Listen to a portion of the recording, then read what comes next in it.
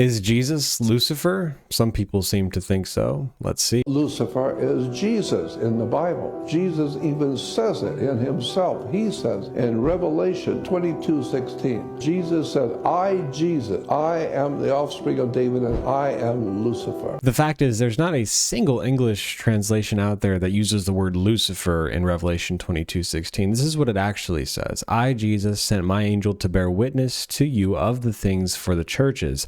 I am the root and the descendant of David, the bright morning star. This is a great verse to prove that Jesus claimed to be God, because only God could be the root, the source of David, and also be the descendant. Jesus created David. In fact, he created the universe. He created everyone. And he also descended from David by becoming flesh and dwelling among us. In fact, Jesus is still human to this day. He's alive in heaven before the Father. But let's see if he offers any more explanation. Let's check it out. The whole world is worshiping something satanic? Yeah, that's what I think. All the worship is going on throughout the world is being led into this by higher powers in the universe. Why would they want us to worship something that is sinister and dark? When you meet them, whoever they are, ask them that. That's a good question. Okay.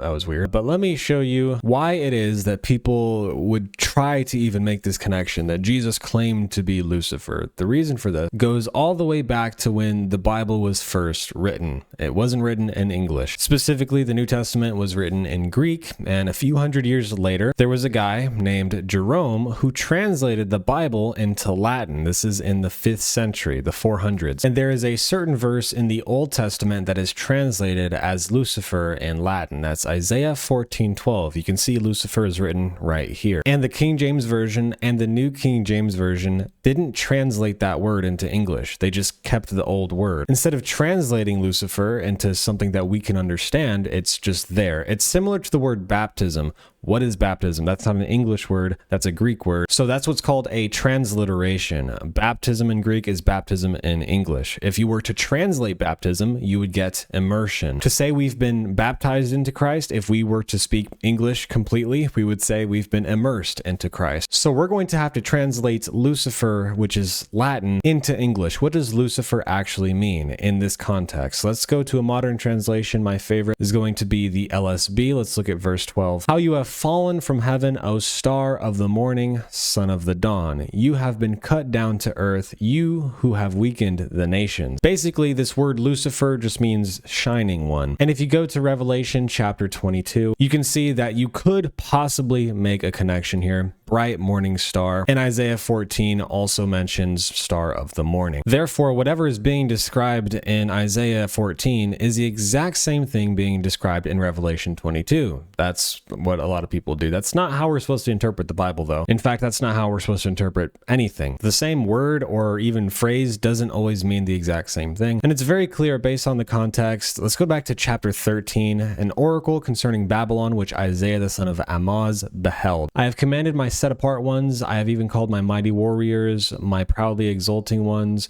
to execute my anger. Yahweh of hosts is mustering the host for battle. They are coming from a far country, from the end of the sky, Yahweh and his instruments of indignation to wreak destruction on the whole land. Wail, for the day of Yahweh is near, the day of the Lord. It will come as destruction from the Almighty. For the stars of heaven and their constellations will not flash forth their light, and the sun will be dark when it rises, and the moon will not shed its light. I will make the heavens tremble, and the earth will be shaken from its place. Their infants will be dashed into pieces before their eyes. Their houses will be plundered, and their wives ravished. And it will be that Babylon, the beauty of kingdoms, the honor of the Chaldeans' pride, will be as when God overthrew Sodom and Gomorrah. So here we see the beauty of the kingdoms. Babylon, this high and mighty nation above all the other nations, but it'll end up just like Sodom and Gomorrah. So carry this into the next chapter. All we need is verse 4, honestly. You will take up this taunt against the king of Babylon and say, so this is God commanding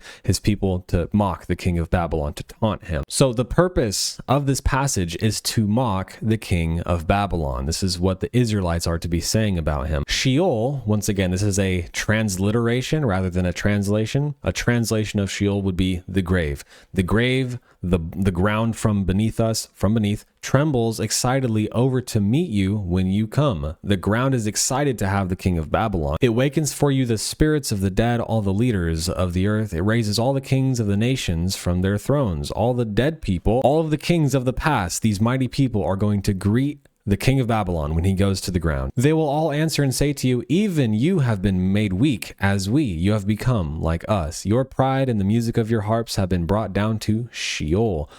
Maggots are spread out as your bed beneath you, and worms are your covering. How you have fallen from heaven, O star of the morning, son of the dawn, you have been cut down to earth, you who have weakened the nations. But you said in your heart, I will ascend to heaven, I will raise my throne above the stars of God, and I will sit on the mount of assembly in the recesses of the north. I will ascend above the heights of the clouds, I will make myself like the Most High. Nevertheless, you will be brought down to the grave, to the recesses of the pit. Those who see you will gaze at you, they will carefully consider you, saying, is this the man who made the earth tremble, who caused kingdoms to quake? So when we look at this in context, star of the morning clearly isn't meant to be taken literally and applied to the king of Babylon. This man is a wicked man. That's why God is judging him. So here's a fake star of the morning, a wicked man who thinks that he's all that. And of course, we have Jesus, the true bright morning star. When Adam sinned and obeyed the devil rather than God in the garden, that was when sin began to have dominion over the human race. And for thousands of years, the vast majority of humanity was in darkness. But God preserved a specific people for himself to be holy and blameless, so that the Messiah, his one and only son, could be given for the salvation of the world, to bring light to the world. That's what the bright morning star refers to. The world was in darkness, but there's a new day, and that new day started 2,000 years ago. It is Jesus who is king over the earth right now. He has all authority in heaven and on earth, not the devil. And that's why this man is a liar, and he's going to perish on the day of judgment for his lies unless he repents. Please remember to like this video and subscribe if you have not already, and share this video with your best friends because you love them and you want to show them that Jesus isn't the devil.